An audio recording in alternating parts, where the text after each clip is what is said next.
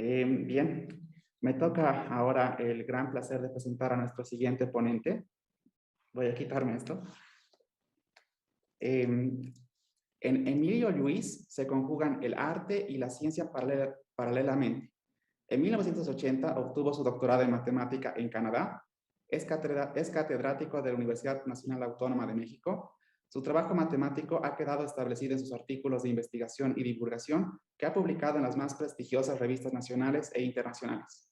Ha recibido múltiples distinciones académicas. Entre otras, es miembro honorario de Sobolmat desde 2005. Es presidente de la Academia de Ciencias del Instituto Mexicano de Ciencias y Humanidades, presidente de la Academia de Matemática de la Sociedad Mexicana de Geografía y Estadística y presidente entre el 2000 y el 2002 de la Sociedad Matemática Mexicana. Por otro lado, Emilio Lluís estudió con distinguidos pianistas, obtuvo varios premios en concursos de piano y ha ofrecido conciertos en casi todo el mundo. Frecuentemente ofrece conferencias y cursos de perfeccionamiento pianístico en México y en el extranjero. En los años 80 presentó el ciclo completo de las 32 sonatas para piano de Beethoven.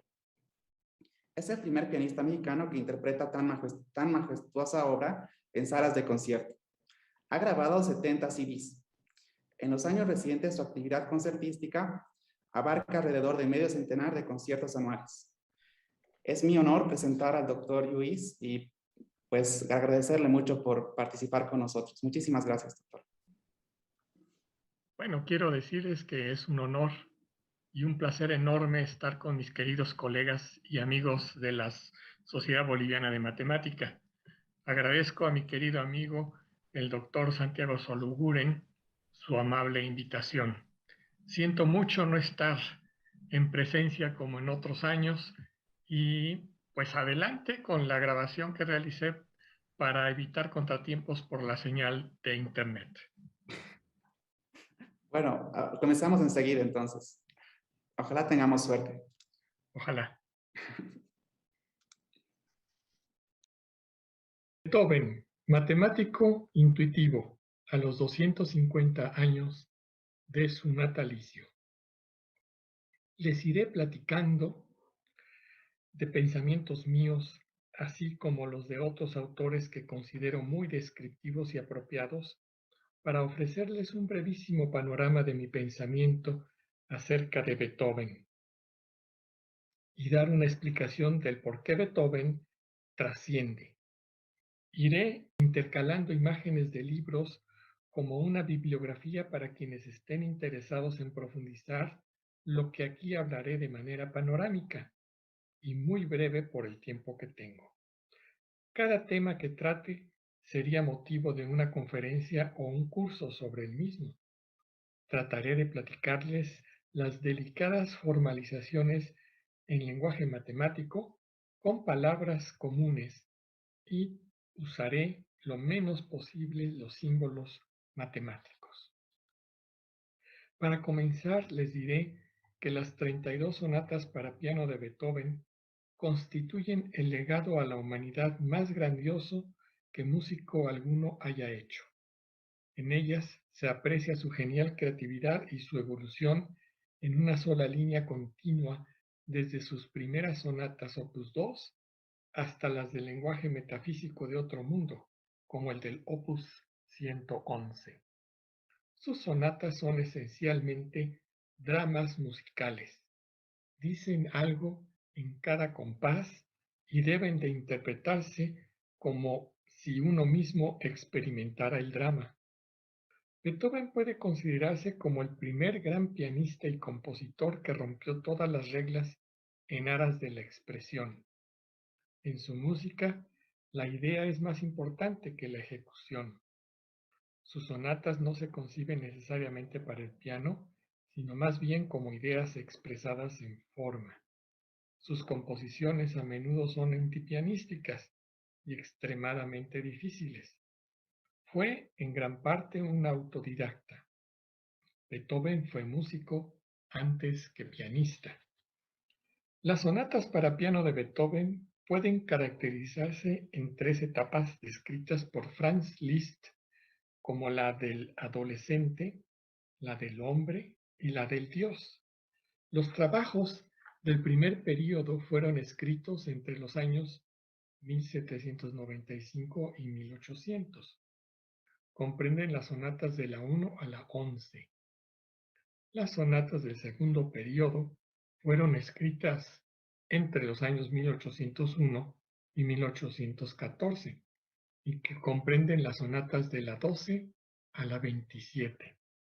Y las del tercer período fueron escritas entre los años 1816 a 1822 y comprenden las sonatas de la 28 a la 32.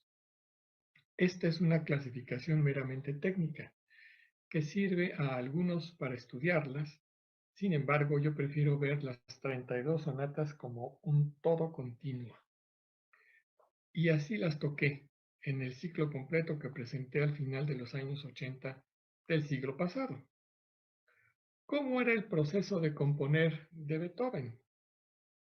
Henri Poincaré escribe a principios del siglo XX que una demostración matemática no es una simple yuxtaposición de silogismos, sino silogismos colocados con cierto orden, y que el orden en que son colocados es mucho más importante que los silogismos por sí solos.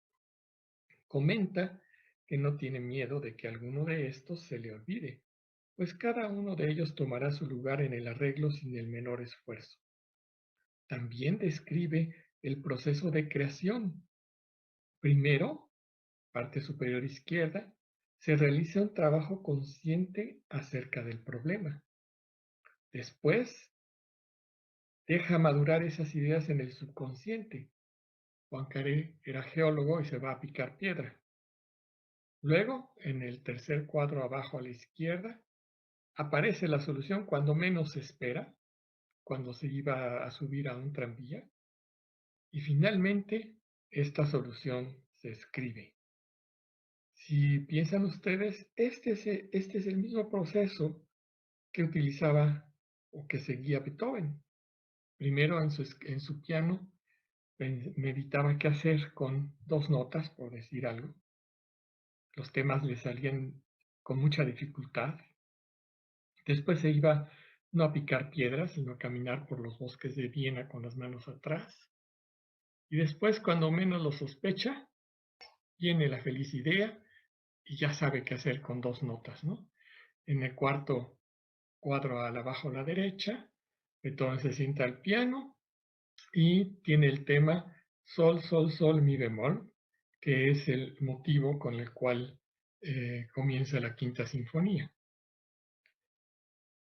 ¿Qué es lo que hacía Beethoven al componer? Para que me comprendan, les platico primero que la palabra gesto en español significa movimiento de la mano u otras partes del cuerpo o rostro, con que se expresan diversos afectos del ánimo según el diccionario de la Real Academia Española. También significan las otras acepciones que están ustedes viendo en la pantalla. Pero hay una manera precisa de definir este concepto matemáticamente, como veremos un poco más adelante. La ejecución musical puede definirse como una transformación del nivel mental de la partitura en un conjunto de sucesos sonoros y o físicos. En esta figura, la ejecución musical consiste en la partitura, posiblemente su análisis, el descongelamiento de los símbolos de la partitura a gestos o movimientos que luego son transformados en sonidos a través del instrumento. Este concepto excluye otros tipos de ejecución musical, no porque no sean relevantes, sino debido a que el tipo elegido es la perspectiva que ha sido objeto de las más intensas y elaboradas investigaciones científicas. La descongelación de la partitura a gestos o movimientos que actúan sobre el instrumento interfaz y así generar sonidos juega un papel importante, pero esto todavía no es un tema relevante, desafortunadamente, de la teoría de la ejecución. Solo la transformación P de la partitura a los sonidos lo es. Observen que también existe el proceso inverso de congelación gestual, que termina con la notación musical abstracta moderna. La teoría de la ejecución musical y la práctica no se centra en P. Sin embargo, el tema central es la investigación y la comprensión de las estructuras que están detrás. En investigación de teoría de la ejecución musical, lo que hay detrás se denomina ejecución expresiva. Este concepto, un tanto ambiguo, se refiere al proceso comunicativo dando lugar a P. Como tal, se inicia desde el lado creativo del compositor e intérprete y se dirige a la audiencia y al analista. Esto está mediado por la ejecución acústica y gestual de la música. Los gestos son complejos en su comprensión común. El concepto de un gesto nunca ha sido completamente definido a esta fecha, aunque los gestos son muy importantes en el diseño de interfaz de humano-computadora, expresividad humana y más allá del lenguaje común, y sobre todo en las artes. La pintura, la danza, la música, el teatro y el cine no se entenderían sin conceptos y procesos gestuales, o sea, de movimiento. Por lo tanto, les daré una brevísima mención de la primera teoría matemática gestual. Los gestos o movimientos están estrictamente relacionados con la música. Utilizando una metáfora propuesta por Guerino Mazzola, las notas musicales son los puntos discretos en el suelo que toca un bailarín mientras se mueve continuamente. Estos movimientos continuos son gestos o movimientos. Entonces, para tener una comprensión completa de una interpretación musical, necesitamos extender el análisis previo, es decir, transformación de parámetros simbólicos de una partitura a cantidades físicas, a los gestos. ¿Por qué los gestos son importantes en la música? Todo músico puede leer una partitura. Sin embargo, no todos los músicos pueden tocar todos los instrumentos. Una gran parte de la formación de los músicos tiene que ver con el aprendizaje de gestos específicos para tocar un instrumento seleccionado. En general, la ejecución de una partitura combina una colección de pequeños gestos, es decir, articulaciones, escalas, staccato, legato, portato, etc., que se pueden pegar. Un gesto de gestos se llama hipergesto. También hay gestos que no están directamente relacionados con la producción de sonido, pero que ayudan a los músicos orquestales a seleccionar los mejores gestos específicos para generar una idea musical general. Por ejemplo, este sería el papel de un director de orquesta. Llamamos gestos simbólicos a los movimientos sugeridos por una partitura que idealmente permiten una perfecta realización del contenido de la partitura. Llamaremos gestos físicos a los movimientos reales de los artistas. El formalismo desarrollado para este simple caso puede extenderse y aplicarse a cualquier interpretación musical. Está claro que hay una variedad infinita de gestos físicos asociados con un mismo gesto simbólico. Para un mismo gesto simbólico, de hecho, puede haber algunas realizaciones físicas que son más difíciles que otras, algunos gestos físicos que corresponden más o menos a la idea musical, etc. La composición musical requiere el proceso inverso, de la realidad física a la realidad simbólica. El compositor puede comenzar con un movimiento físico real, como la improvisación de piano o gestos físicos virtuales que se imagina que son el resultado final cuando se interpreta la música. Partiendo de los gestos físicos, el compositor tiene que encontrar la aproximación simbólica óptima de sus ideas. Significa que él responderá a la pregunta: ¿cuáles son las indicaciones simbólicas cuya realización física está más cerca de mi idea? Un análisis detallado de los gestos está más allá del alcance de esta plática. Sin embargo, debido a su importancia dramática en la música y el desarrollo futuro de la música, daré algunas definiciones matemáticas y algunas referencias bibliográficas. Los gestos son curvas en el espacio y el tiempo. Para conectar formalmente lo simbólico con lo físico, usamos métodos que involucran superficies, worldsheets en inglés. Estas superficies se inspiraron en la teoría de cuerdas de la física teórica. Matemáticamente, se define un gesto como un grafo o gráfica dirigida de, llamado el esqueleto del gesto. También se requiere de una transformación G que asocia a cada flecha A de D una curva continua G de A que va del intervalo I en X, definida sobre el intervalo que acabo de mencionar, 0, 1 de los números reales, de manera que las flechas que se correspondan vayan a dar a curvas continuas que se correspondan. El sistema de estas curvas continuas se llama cuerpo del gesto. Es en esta última parte del gesto que el movimiento de la configuración gestual tiene lugar. Intuitivamente, un gesto es un sistema de curvas en X que se conectan según las flechas del esqueleto. En este ejemplo, X es el espacio de coordenadas utilizados para las posiciones de las puntas de los dedos de la mano de un pianista en una tecla dada, le llamamos altura, un nivel por encima de la tecla, que es la posición, y el tiempo de este evento.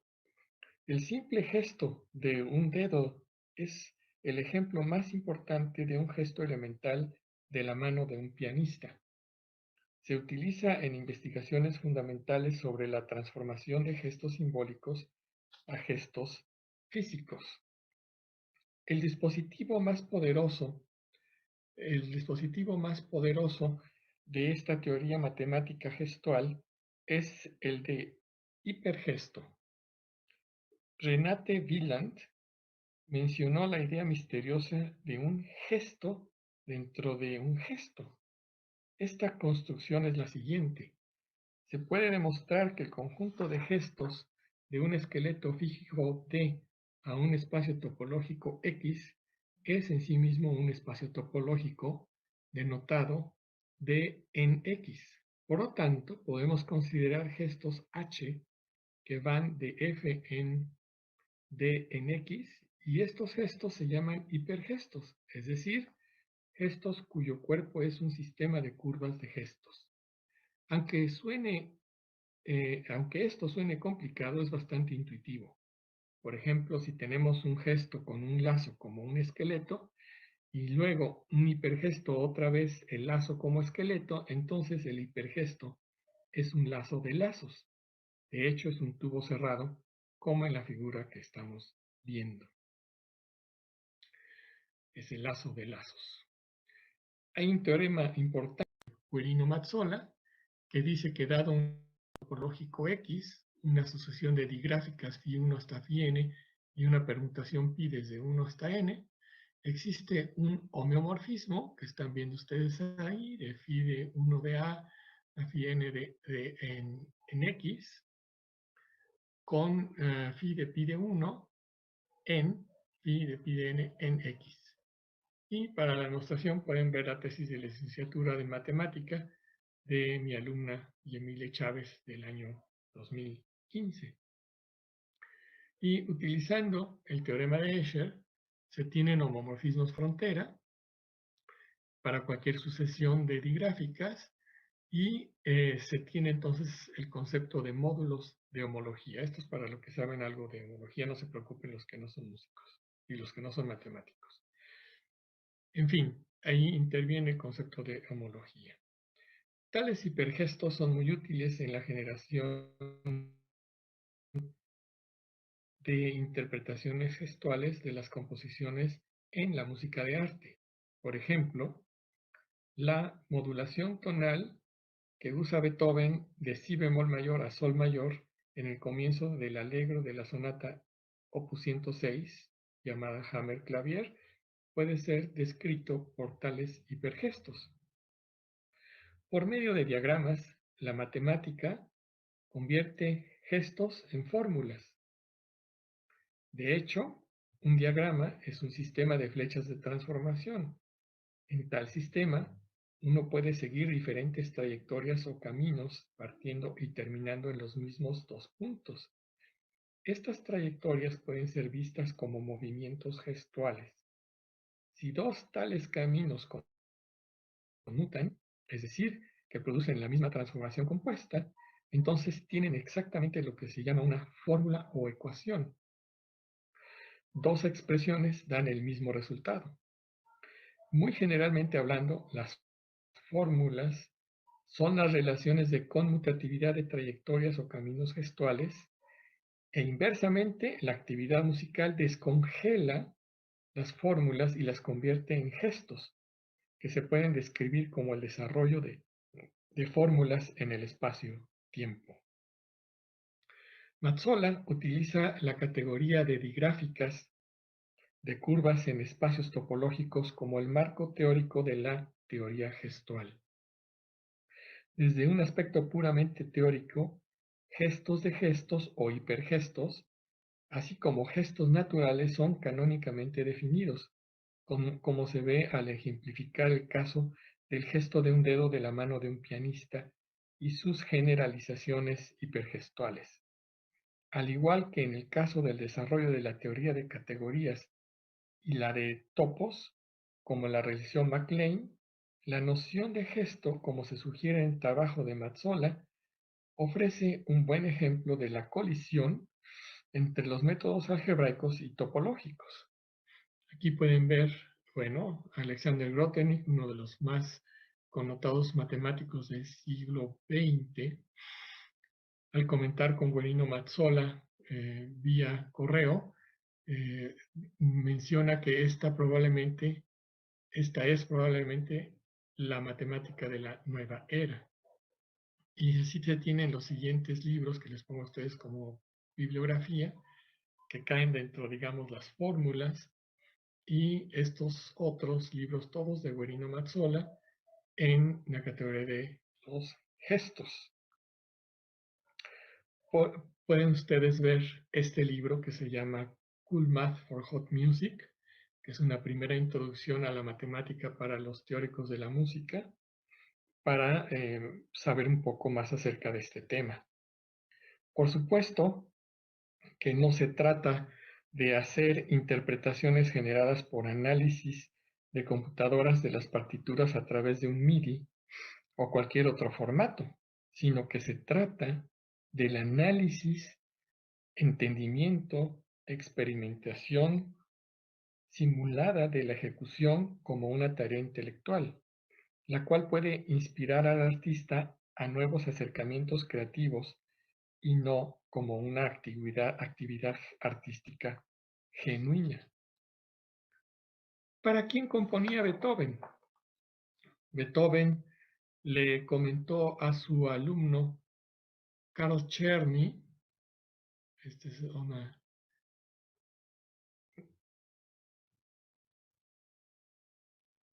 a su alumno Karl Czerny, lo que está en mi corazón debe salir a la superficie y por lo tanto tengo que escribirlo. Beethoven sabía que creaba para la eternidad. En una ocasión se interpretó su ópera Fidelio ante un público compuesto en su mayor parte por oficiales del ejército napoleónico. Poco preparado para apreciar semejante música, el público de los militares se aburrió mortalmente, decretando el fracaso de la obra. Se presentó únicamente durante 3 veladas consecutivas. Digo, como si el que se aburre la gente quiere decir que la obra de arte no vale la pena. Pues, nada más lejos de eso, ¿no?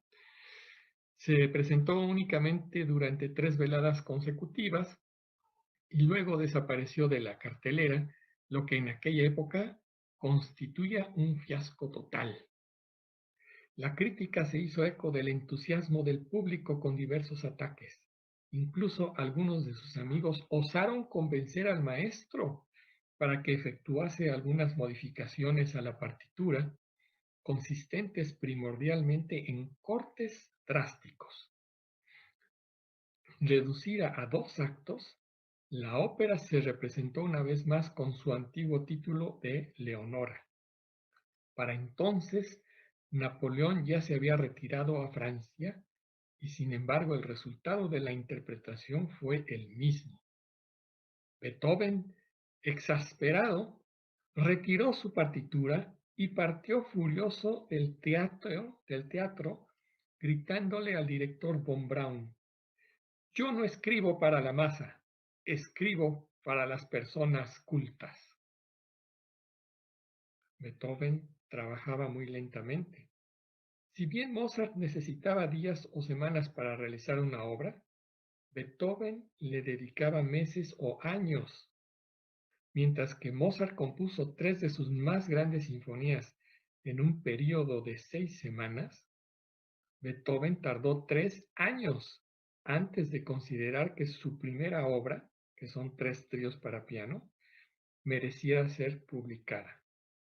Meditaba mucho los temas antes de volcarlos sobre el papel y, contra lo que mucha gente piensa, a medida que se ampliaba su visión musical, se intensificaba su trabajo en la composición. Su música expresa los estados interiores del ser y el deseo de autoexpresión. Él desnuda su alma de manera que todos la vean. Lo que expuso fue el sentido del drama, el conflicto y la resolución, pero de un conflicto expresado puramente en términos musicales. Pensaba exclusivamente con referencia al tono y a la arquitectura musical. Menospreciaba la música de programa. Y así, el factor unificador es simplemente la lógica musical, las ideas acerca del desarrollo, el contraste y la continuidad temática. La sonata opus 106, denominada Hammerklavier de Beethoven, es un desafío para la teoría de la modulación. Encontramos algunas modulaciones que se ejecutan muy rápido, con un mínimo de notas, aunque conectan tonalidades que se alejan entre sí en términos de cuarta distancia. Por ejemplo, en el movimiento allegro hay una modulación si bemol a sol bemol entre tonalidades distantes en los compases 238 y 239.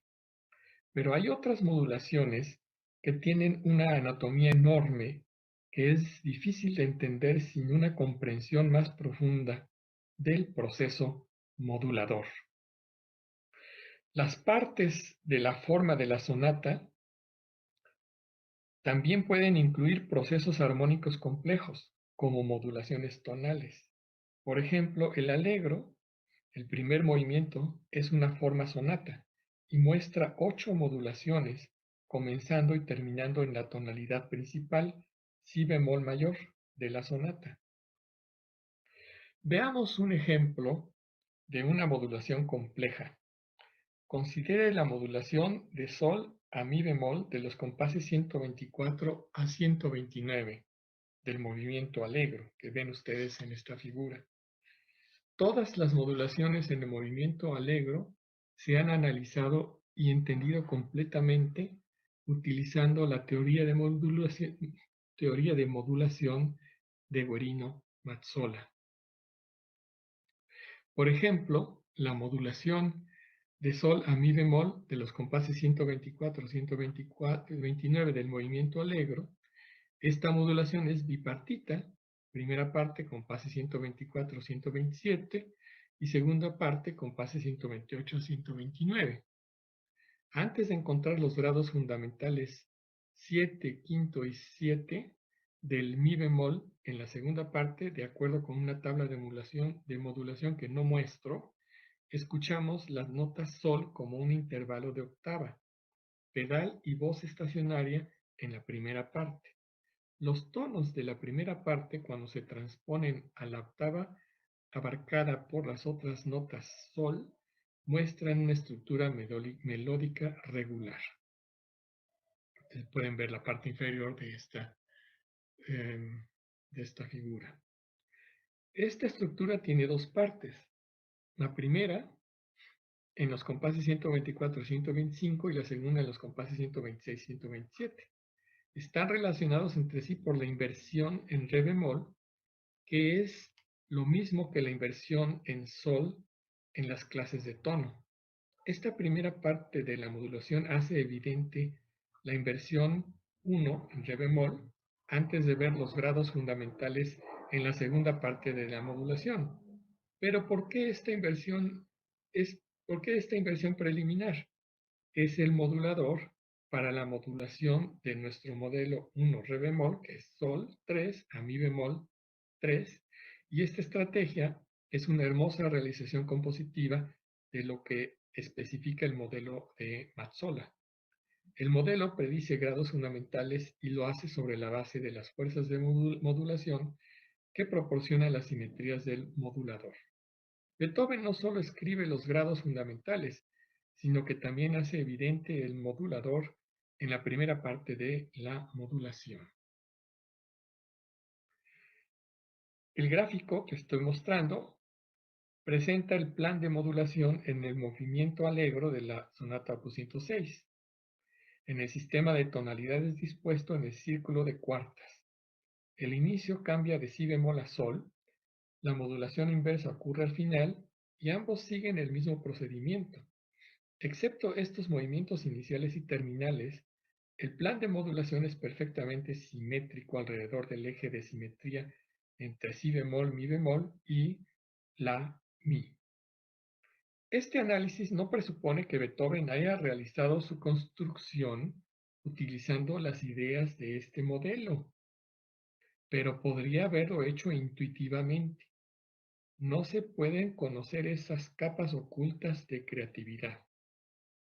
Esta situación es paralela a lo que ocurre en la física. Descubrimos leyes físicas, pero no podemos saber si un creador divino, si esta es la hipótesis cosmológica subyacente, ha construido el universo de acuerdo con estas leyes, que son nuestra forma de entender la naturaleza.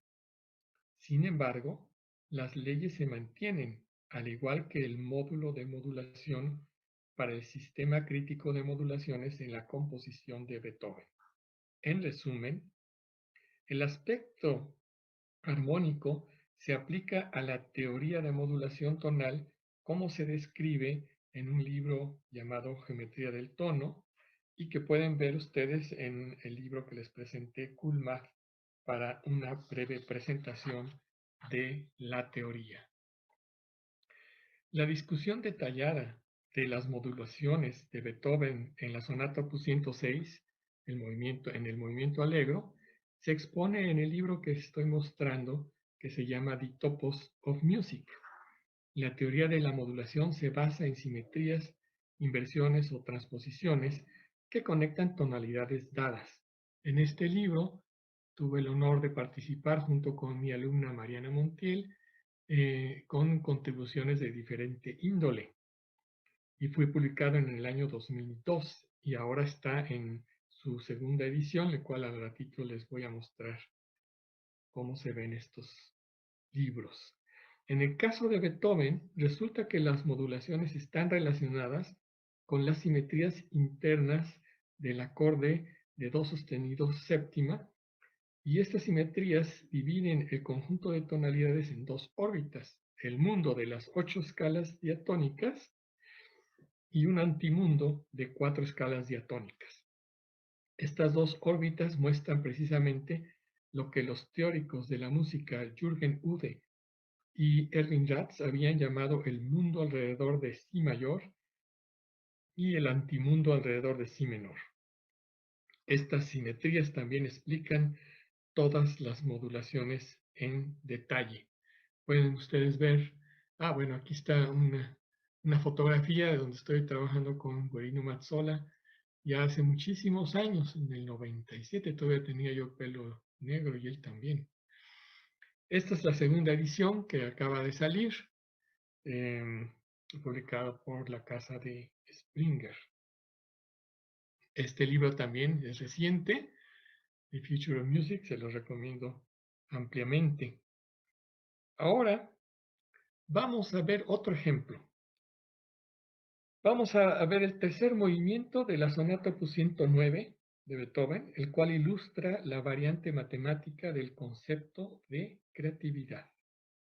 El ejemplo musical consiste en una sucesión de 6 variaciones sobre un tema principal de la sonata y que se titula, Beethoven lo pone así, pero en español lo leo, dice lírica con el sentimiento más profundo. Entonces, según el brillante análisis de Jürgen Ude, el tema se presenta en mezza voce en los primeros 8 compases antes de la primera variación. Aparece en 4 variantes de 2 compases cada una, siendo la primera el motivo X de 5 notas en la voz de soprano, sol sostenido mi, fa sostenido, re sostenido si, de este cuarteto de cuerdas imaginario, según Ude, e incluimos el fa sostenido porque llena la tríada dominante fa sostenido, re sostenido, si, que sigue a la tríada tónica sol sostenido, mi, si, cuyo si aparece en la voz alta. Las 6 variaciones, B1, B2 hasta B6, son variaciones de este tema, pero no son independientes del tema, como es el caso de las variaciones de Abel y de Beethoven, ni siquiera adornos y rellenos. Así que B1, B2 hasta B6 están todas dirigidas hacia el tema X. De hecho, es un hecho que escribiríamos como si esta configuración estuviera incrustada en una categoría, es decir, por 6 morfismos, que son perspectivas sobre X tomadas en las direcciones B1, B2 hasta B6, que las denotamos F1, que va de B1 en X, F2 de B2 en X, hasta F6, que va de B6 en X. Cada una de estas perspectivas enfatiza un aspecto particular de X, y Ude dibuja una hermosa imagen de esta configuración de perspectivas variables. Cuando terminan las 5 primeras variaciones, pregunta si todavía hay una posición eficiente para la sexta, y agrega, ¿no se iluminó el tema desde todos los lados? Desde cerca y desde lejos, siguiendo el sonido y la estructura. Las variaciones anteriores bailaban en torno al tema y cada una estaba dedicada a otra propiedad temática. De modo que Ude realmente interpreta estas variaciones como perspectivas variables del tema X. Cada perspectiva se centra en un aspecto específico. No tenemos que entrar en los detalles de estas variaciones y solo resumiremos su carácter general. Primera, es una variación melódica F1 de B1 en X, construida sobre un entorno homofónico con acompañamiento de vals. Ahí pueden ver donde dice variación 1, molto expresivo, y arriba está lo que les leí antes en español. Luego, 2, una variación rítmica F2 que va de B2 en X, con cambios sofisticados de los tonos del tema en una secuencia de arpegios interválicos. 3. Una variación contrapuntística F3 de B3 en X, construida sobre correspondencias por inversiones del tema y su redistribución en voces diferentes. 4. Una variación permutacional F4 de B4 en X, intercambiando algunas notas del tema para captar todo el poder cantable del tema en una interpretación parecida a una fugueta. 5. Esta variación F5, que de B5 en X, también funciona como permutacional, pero es dedicado a revelar el poder del tercero, que era también el intervalo inicial Sol-Mi del tema original. En la versión matemática del proceso creativo, esta lista de perspectivas FI constituye la apertura de los muros del concepto crítico. Se inspecciona el tema X como si fuera un funtor en X y miramos cómo se comporta desde una serie de perspectivas características FI y cómo, en nuestra versión matemática de la creatividad, UGDE enfatiza que estas 5 perspectivas son todo lo que se puede decir, son direcciones características. ¿Por qué una sexta variación? Siguiendo nuestro modelo matemático, ahora tenemos que considerar el colímite, colim-D, del sistema D de estas 5 perspectivas, junto con sus relaciones mutuas, es decir, intuitivamente el colímite es la unión y conexión de estas 5 perspectivas. Esta perspectiva, colim-D, en X, presentaría una perspectiva concisa, uniendo las 5 perspectivas individuales que contiene todas las ideas anteriores en un solo elemento. Es natural interpretar la sexta variación como precisamente este colímite que requerimos en el enfoque matemático. Por supuesto, aquí no estamos en el contexto de una categoría matemática formalmente definida, pero podemos intentar interpretar la sexta variación en términos de la propiedad esencial de un colímite. Un colímite, de hecho, permite la síntesis de varias perspectivas sobre X en una sola. Todo lo que se había dicho en las 5 variaciones puede verse ahora en forma concentrada en la sexta variación. Es fascinante leer la interpretación de Uge de la sexta variación. Él lo ve como si fuera en sí mismo un cuerpo de 6 microvariaciones y describe este cuerpo como un arroyo con puentes, los puentes que conectan las 6 microvariaciones. Esto es muy similar a la construcción de un colímite, que también es esencialmente un paisaje que conecta sus componentes mediante funciones de puente. Mirando la sexta variación, de hecho, contiene una serie de reformulaciones del tema, pero luego converge dramáticamente a un final que es una especie de síntesis de todos estos aspectos. Y Uge describe esta explosión final de energía que es incitada por el eje vibratorio de la dominante con ese trino largo Si-Do sostenido. Sin embargo, es fundamental que la dominante dure mucho tiempo, que son los compases de las 165 al 187, casi la mitad de la sexta variación, sin resolverse a la tónica.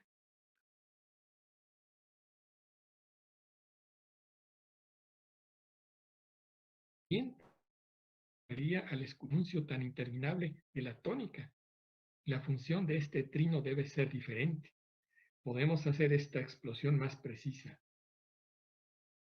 La vibración de la dominante se muestra más concretamente como una interpretación alternativa del tono dominante por el vecino Do sostenido.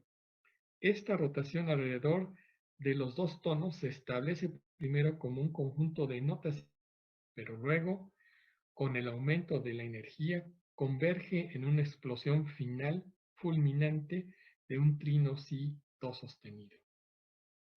William Kinderman, en su descripción del final de la Opus 109, escribe: a través de una especie de ruptura radiactiva, el tema explota virtualmente desde adentro, produciendo una variedad de sonidos vibrantes y brillantes.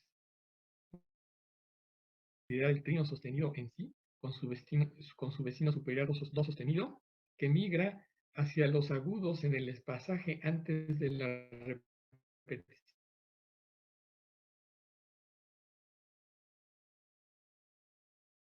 temática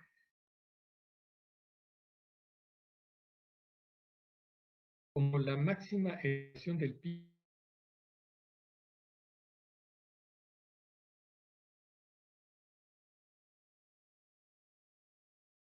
de la zarabana, interpretación muy sustancial en términos de una cadencia de la tonalidad subyacente. De hecho, el movimiento inverso El primer grado si do sostenido alrededor de si do sostenido es idéntico a la inversión en primera en do y su tritono en fa sostenido. Véase la figura que estoy mostrando, donde en la parte izquierda la simetría de inversión de mi está y la derecha, en la derecha los intervalos arpegiados simétricamente ordenados, 1, 2, 3, 4, 5, en los compases 173, 174. Los intervalos 1, 4, 5 son simétricos y los intervalos 2, 3 se corresponden entre sí por la simetría de mi mayor. Entonces el trino caracteriza o cadencia la tonalidad básica mi mayor a través de su inversión de simetría interna única en fa sostenido. También se trata de una función cadencial que normalmente no se utiliza en armonía, pero se ha demostrado en otros análisis de la obra de Beethoven que esta visión es una realidad de sus estructuras compositivas. Con frecuencia el trino de una función cadencial se usa con el segundo y tercer grados de la escala, preparando la tónica, como se muestra en esta figura para la sonata Kegel 545 de Mozart, muy conocida por todos. Y en la figura que muestro ahora, se muestra que Beethoven sí organizó la secuencia de arpegios de intervalos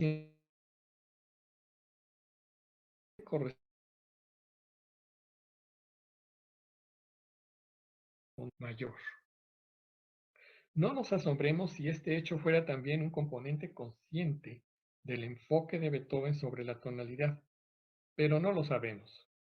Sin embargo, las estructuras confirman esta hipótesis. Resumiendo, la variación con límite 6 muestra una explosión del tema que se disuelve en una rotación ardiente de ese trino que expresa la tonalidad básica por su simetría interior inversa única. En términos de creatividad, como hemos interpretado la sexta variación como un objetivo creativo surgido de las características de las primeras 5 variaciones del tema crítico X. Pero también aprendimos que la variación puede significar cosas muy diferentes en la música, mientras que el enfoque de Mozart es una visión desde fuera, extensiva solo en el sentido de que el tema a ser variado se da por sentado y luego sirve como un modelo de esqueleto que se viste en una selección de ropa, entrecomillado. El enfoque intensivo de Beethoven examina la anatomía del tema y busca su sustancia. Bueno, pues aquí los invito a leer este libro, Musical Creativity, o sea, creatividad musical, de donde he tomado esto que les estoy platicando. Y les comento que muchos estudiosos han explorado la creatividad y buscamos definir el proceso de creatividad como algo que se puede lograr universalmente. Cuando creamos, hay un proceso general que se propone que sea seguido universalmente por todos los artistas.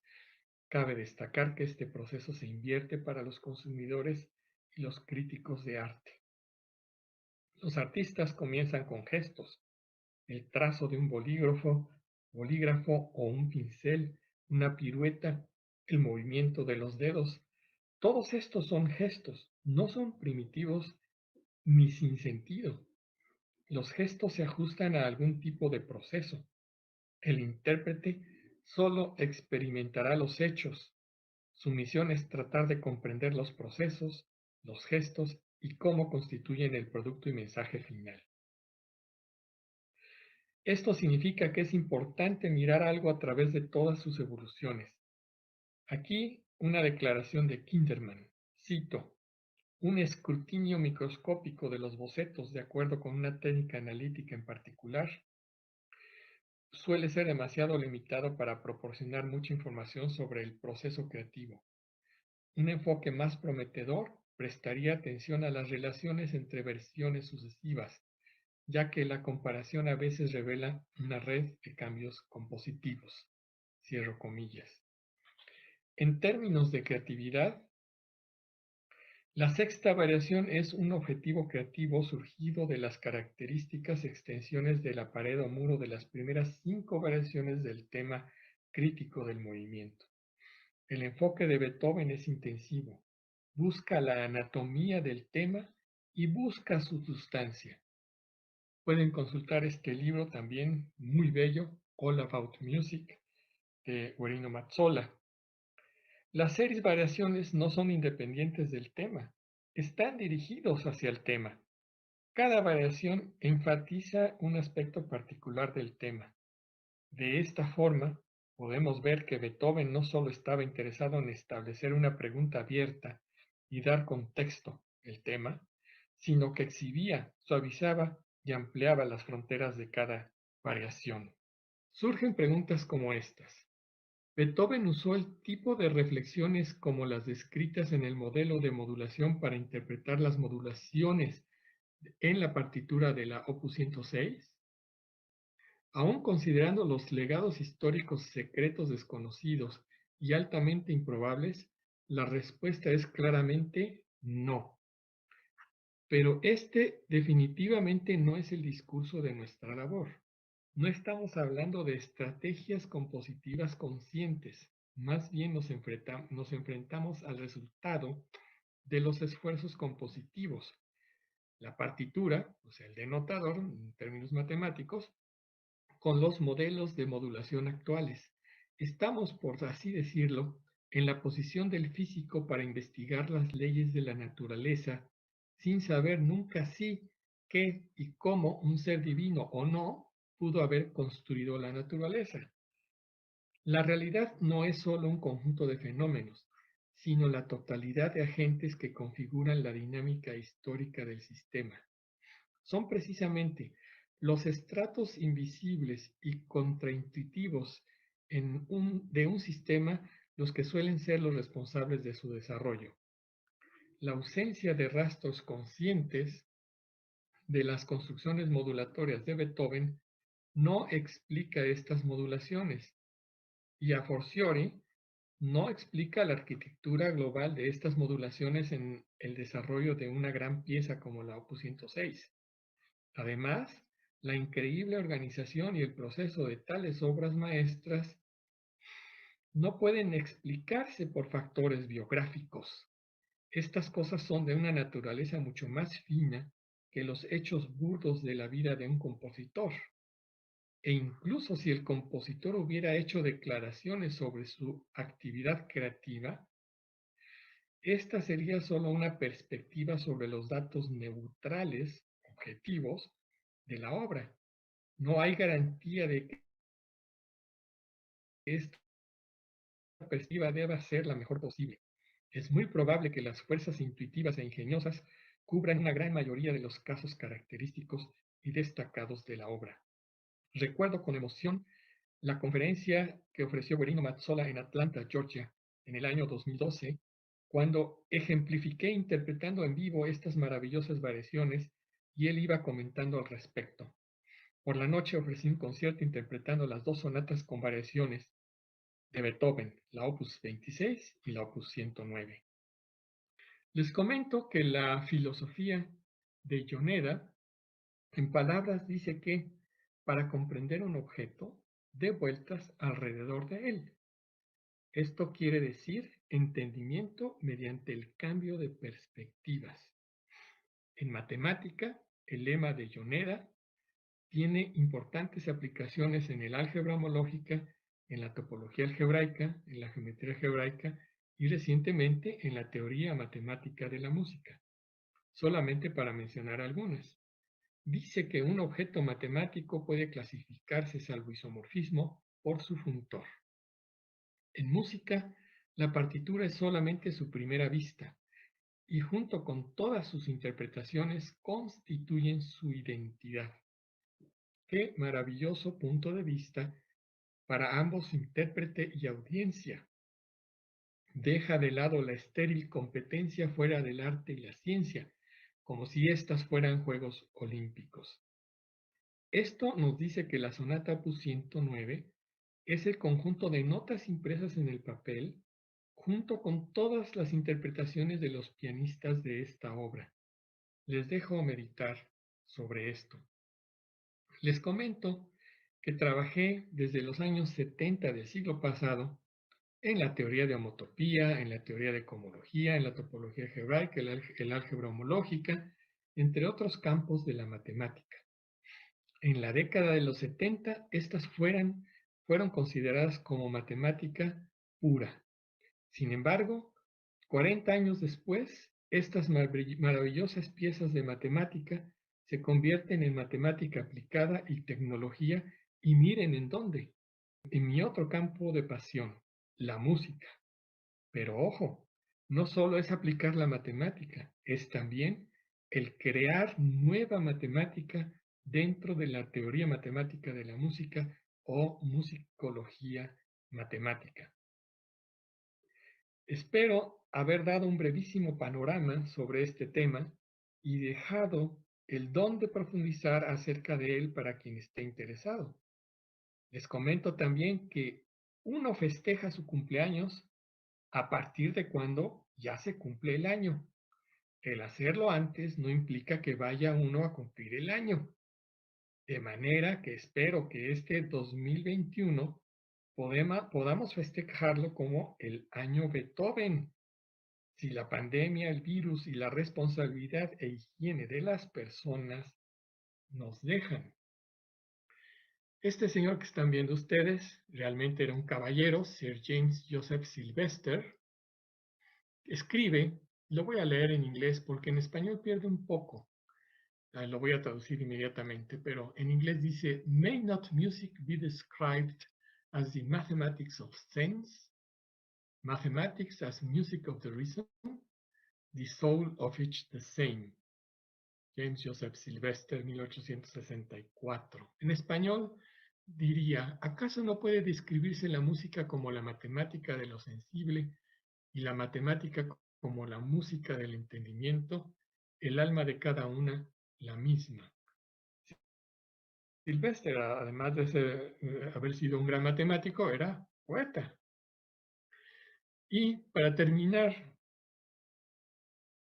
para finalizar esta presentación, les digo una vez más que la matemática para mí es una de las bellas artes, la más pura de ellas, que tiene el don de ser la más precisa y la precisión de las ciencias. Muchas gracias por su atención. De acuerdo, muchísimas gracias. Muchísimas gracias, profesor Luis, por su excelente exposición. Bien, el rector de la universidad quiere conversar. Mi querido Emilio, estaba mirando su charla en otra parte, brillante como siempre. Ya estamos, ¿ya me escuchas? Sí. Nuevamente, sí. Muchísimas gracias por todo. Un placer. Siempre un placer. Un placer. Gusto. Hasta pronto. Hasta pronto.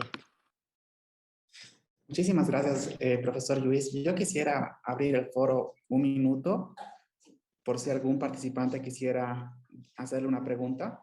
Les pediría, por favor, que levanten su mano si tienen alguna pregunta y les damos la voz.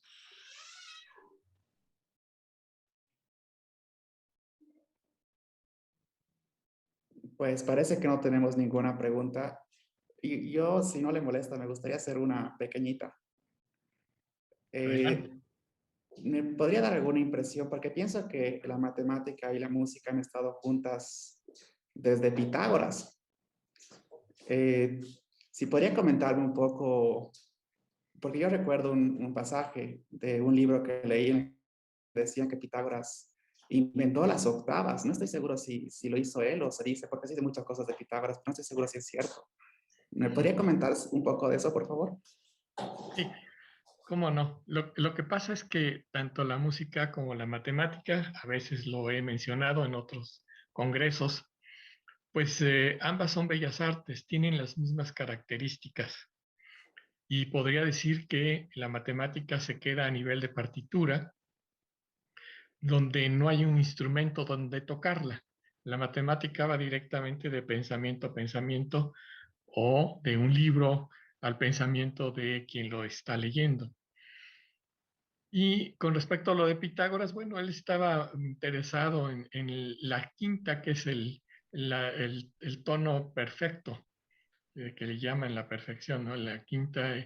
Por cierto, hay una sonata de Rachmaninoff que estoy tocando ahora y que voy a presentar en un festival de piano también en Bolivia, el día 17 de este mes, una sonata de Rachmaninoff basada en la quinta.